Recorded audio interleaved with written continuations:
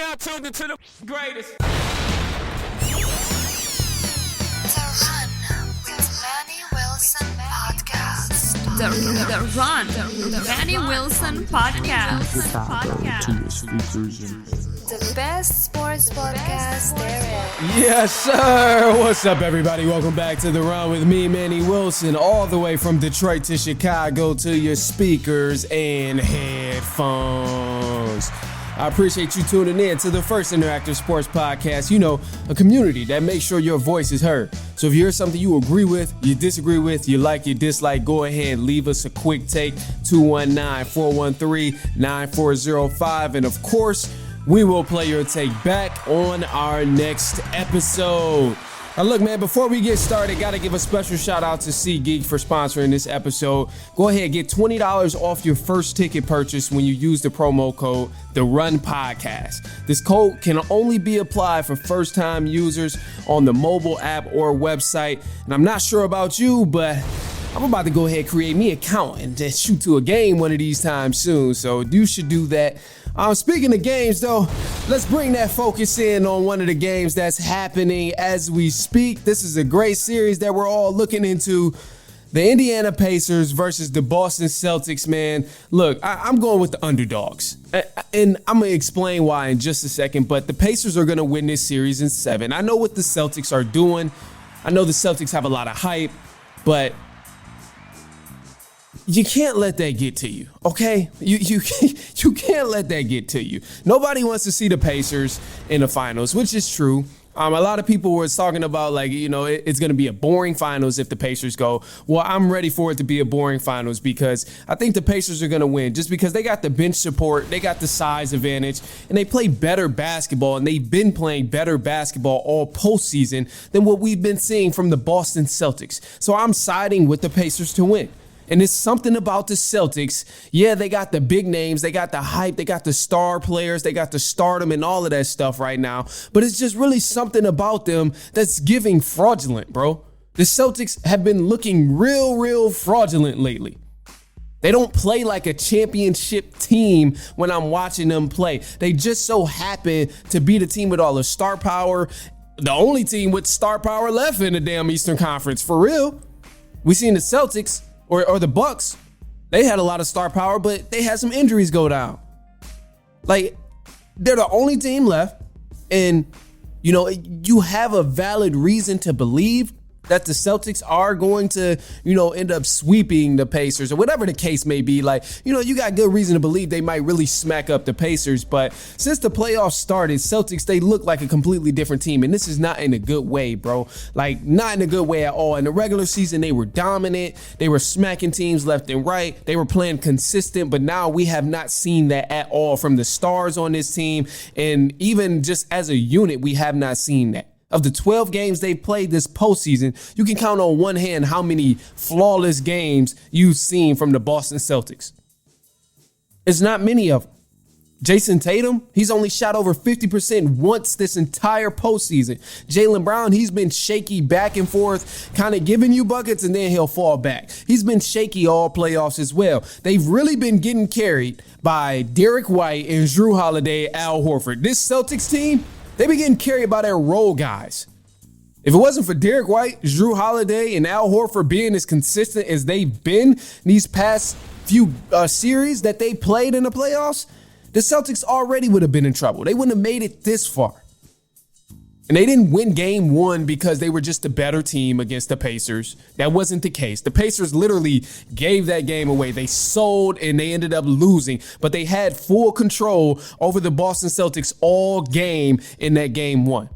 Similar to the Knicks had the momentum and they had the crowd, but the Pacers had control of how the game was played. They played at the Pacers' pace. And in game 1, I seen that they played at the Pacers' pace. In game 2, with the Celtics, it's a little bit different. We still see the Pacers playing foul. They turning the ball over. They're committing these loose turnovers. They making these silly fouls. All of these stuff like that it's going to come back to haunt them, but ultimately, I think they'll clean it up because they cleaned it up in the previous series against the Knicks. And I think they'll clean it up again against the Celtics. And Celtics ain't been playing dominant where it's just a type of play where you have to respect it. No, you ain't been seeing that from the Celtics. And I think ultimately they're going to need Porzingis back because there's a size advantage that the Pacers have here. Siakam and Turner, like, man, that's a problem for the Celtics. And I think above all, before it gets too late, Celtics really gonna need Porzingis back. I know it was rumored he may come back by game 4, which would be super helpful for them. But if he's not back by game 4, I think that's when we'll really see this series turn, man. But ultimately, I'm going with the Pacers to win this series in 7. I know it's odd. I know y'all don't want to side with me, but I'm going to tell you this, bro. They play good basketball. Pacers play good basketball, man. Outside of the times where they're sloppy and they're just committing these whack turnovers and just playing bad on the stretches or the small runs in the game where they're playing bad, they play good basketball, man. Everybody touches the ball. It's no selfishness. Like, they're making the right passes. They play defense. They grab boards. Like, they play good basketball, man. So I'm siding with the Indiana Pacers to win this in 7 here. All right, let's go ahead, jump into a quick take that we have. And a side note, I gotta bring it down because completely different topic here. And a side note, man. We all know Bronny James, right? Obviously, the son of LeBron James. Bronny James, he's going to the league. That's no secret. And he's been doing the combine stuff and running through the draft and all of that stuff, which looks good. He's been playing good in the draft combine and all of that stuff from what we've seen. But he's been catching a lot of hell about only going to the league because he's LeBron's son. And while we know that is the actual truth, we know that's facts. I mean, clearly he's going to the league because he's LeBron's son. But you got to give the guy a chance, man. And I think he's going to have a lot more success than what people are anticipating just because he does have some sort of game on him. It's not like he's completely trash. If you look at his stats at USC, they're going to tell you, oh, he was completely trash. He only averaged 5 points. He didn't make anything happen. That's what the stats are going to tell you. But the eye test, which I always prefer over any number that a person can put in front of me, you will see that Bronny has some game. And honestly, it holds a lot of weight that his dad is LeBron James, one of the guys with the best IQs in all of basketball to ever touch a basketball. So if this guy comes in the league and he doesn't have an understanding of the game, when your dad has the best IQ ever, that's going to be disappointing. I doubt that he doesn't have a good understanding of the game. Do I see him coming into the league and making an immediate impact for a team, being a solid role guy right away? No, not necessarily. But in a draft class where there's not a lot of elite talent, Bronny has a damn good chance to make something of himself in this draft class. Because you literally cannot name 5 other point guards in this draft that are elite, that are deemed elite. And honestly, bro, to hell with 5 point guards. You can't even name 5 players in this draft that are deemed elite players and hitter or great prospects to draft on your team. Game changers. You can't name them. So Bronny has a damn good chance to go to the league in the first round, second round, whatever. Like, he has a good chance to get picked up, you know, at a fairly good place and then make some sort of impact. Personally, I would prefer to go to a team where, if I'm in his situation, I would prefer to go to a team where I can learn as much as possible about the game, play under an elite coach, maybe an Eric Spoelstra. Obviously, Greg Popovich would be crazy. Steve Kerr. I want to play under a great coach to learn the game and adjust to the speed as easy as possible. But for everybody, it's like, oh no, Bronny's not going to do good. He's not going to have it down pat. He's not going to be able to adjust. He's trash.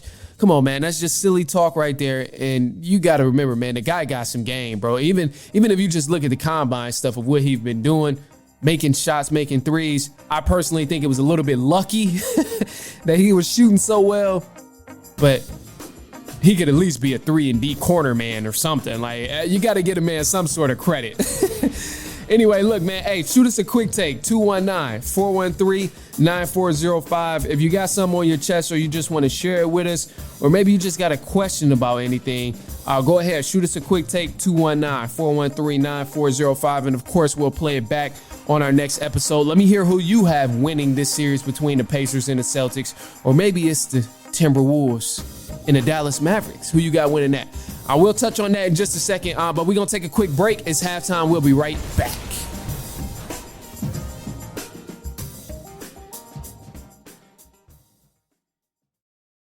We're drinking water today. We're being healthy, getting some water up today. I've been trying to make sure I put a lot of emphasis on drinking water.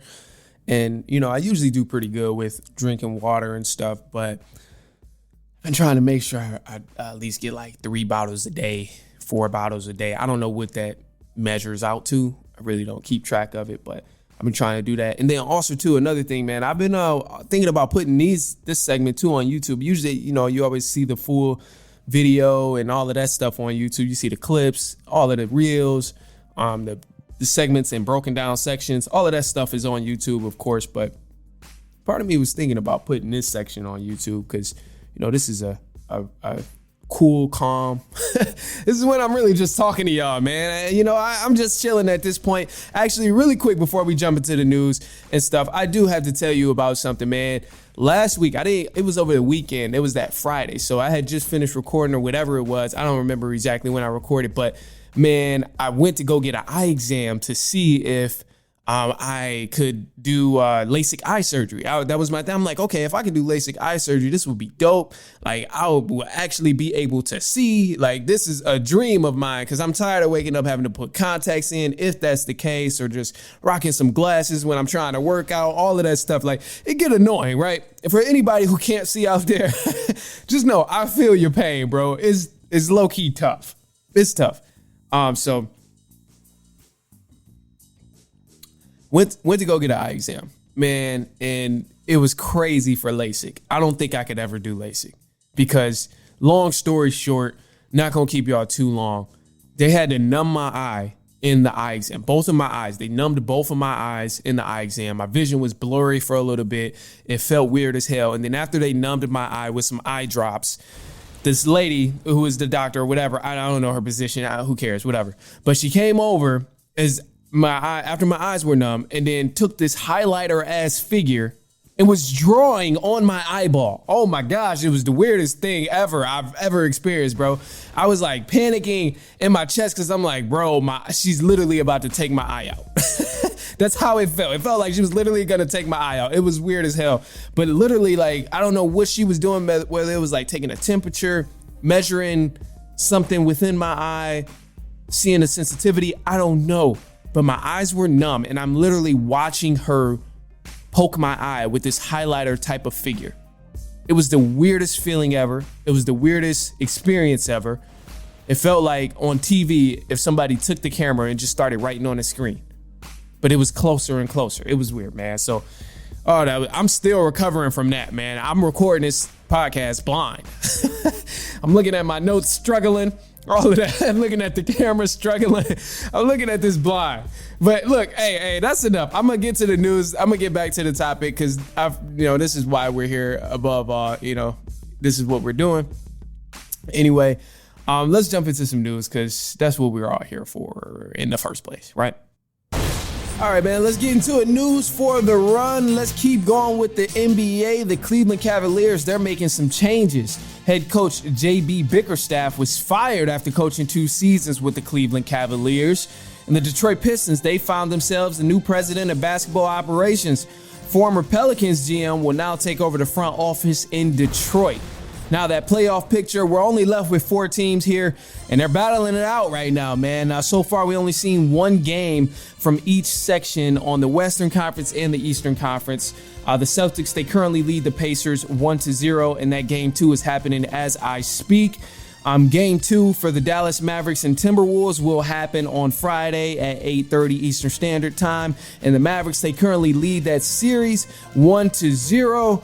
And man, this is cool because we get basketball literally every day up until, I want to say, June 7th. These games are happening day after day, back to back to back to back. So it's going to be cool to, be able to keep an eye out on each game and each series. It's going to go by fast. So I don't know how often or how quick you listen to the episodes as soon as they release, but I'm going to just let you know right now.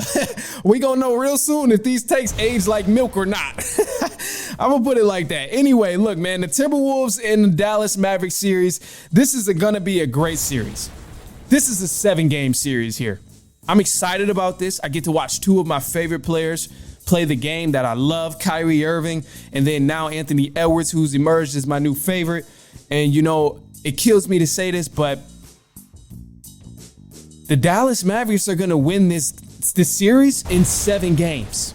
The Dallas Mavericks will win this series in 7 games. I personally believe the Timberwolves have a better team, but the Dallas Mavericks will win this series in 7 games. All around, the Timberwolves, they should beat the Dallas Mavericks. But in fact, the Dallas Mavericks, bro, they got the best 1-2 punch in the playoffs and arguably the best 1-2 punch in the NBA that we've seen all season. Now, I told y'all way early on that Luka Doncic and Kyrie Irving are a reincarnated version of LeBron James and Kyrie Irving in Cleveland. There's a lot of similarities between Luka Doncic and Kyrie and Bron James and Kyrie Irving. There's so many different similarities. When we look at how great that duo was in Cleveland with LeBron and Kyrie, it was mainly because Kyrie could play off ball and you had a dominant facilitator in LeBron James. What do we see over in Dallas right now?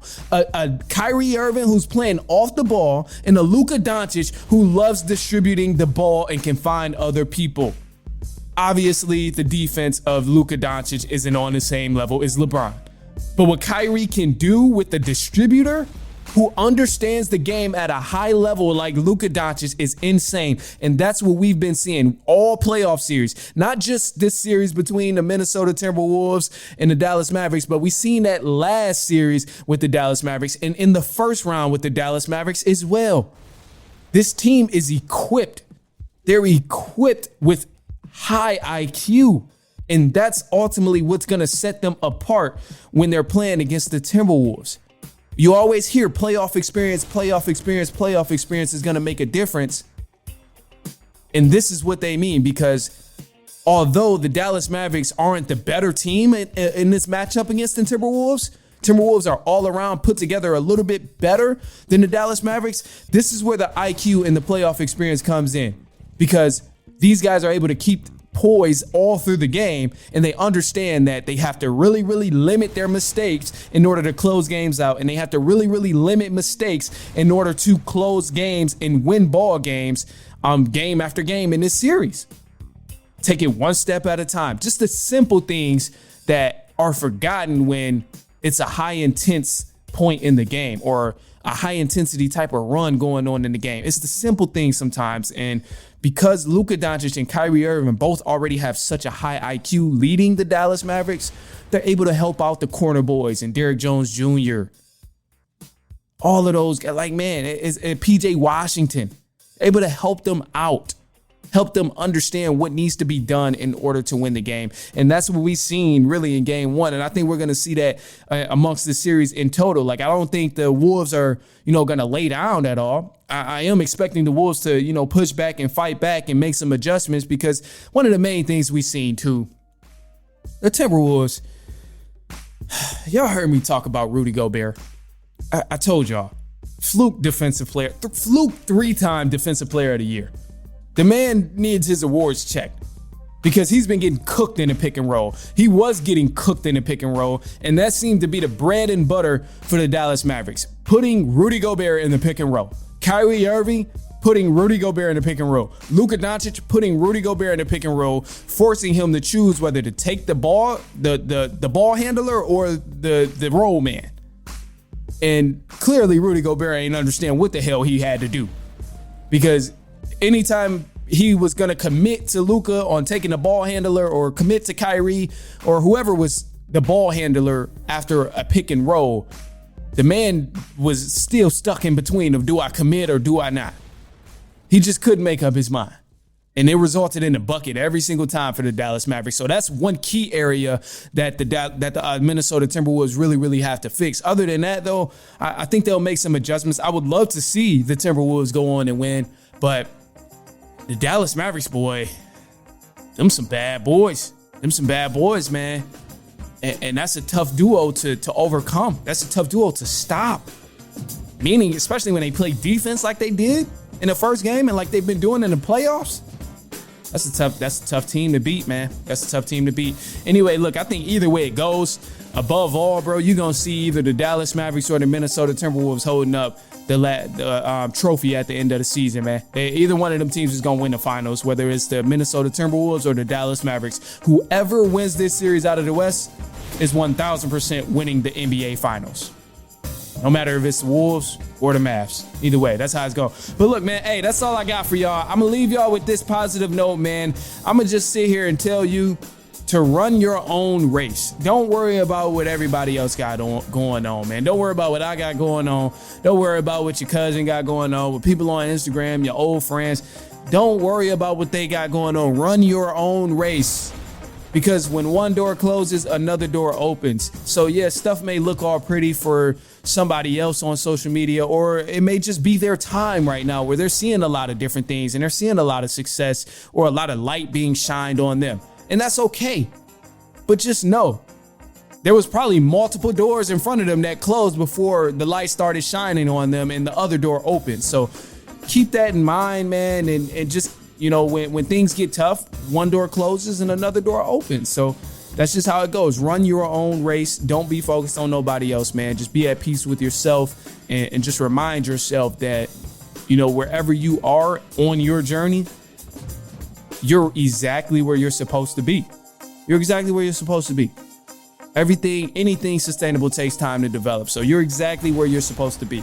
All right, look, man. Hey, that's all I got for y'all, man. Go ahead, share this with a cousin, a brother, an aunt, an uncle, a niece, a nephew, a coworker, a neighbor, anyone you know who may enjoy sports, especially if they've been watching the playoffs. You definitely got to send this to them just to let them know and just say, hey, bro, check this out. I listened to it. You know, I thought it was a good episode, whatever. Or maybe if you didn't think it was a good episode, shoot me a call and let me know. 219-413-9405. And last thing, man, hey, go ahead and use SeatGeek. Get $20 off of your first ticket purchase when you use the promo code The Run Podcast. This code can only be applied for first-time users only. So if you're about to be like me and create an account to go to one of these games, go ahead, do your thing, man. But definitely get on SeatGeek. It's time to start using SeatGeek and go to some events, bro. Get this $20 off. All right, man. Look, that's all I got for y'all. I appreciate you tuning in, and of course, enjoy your weekend. It's the weekend. Oh shoot! I'm trying to stop cussing. It's the weekend. Damn. Hey, man, y'all better enjoy this weekend. Enjoy it. Have a great weekend, man. Genuinely make sure you have a good weekend. Just think positive, look for positive things that's happened throughout your day, and be grateful for the simple things that's been happening to you and throughout your day, and that's gonna continue happening for you, man. All right, I'm done. I've overstayed my welcome. I'm out of here, man. Look, I'll see y'all later on next week. Have fun watching the playoffs, and we'll be back later on next week, and so on and so on and so on.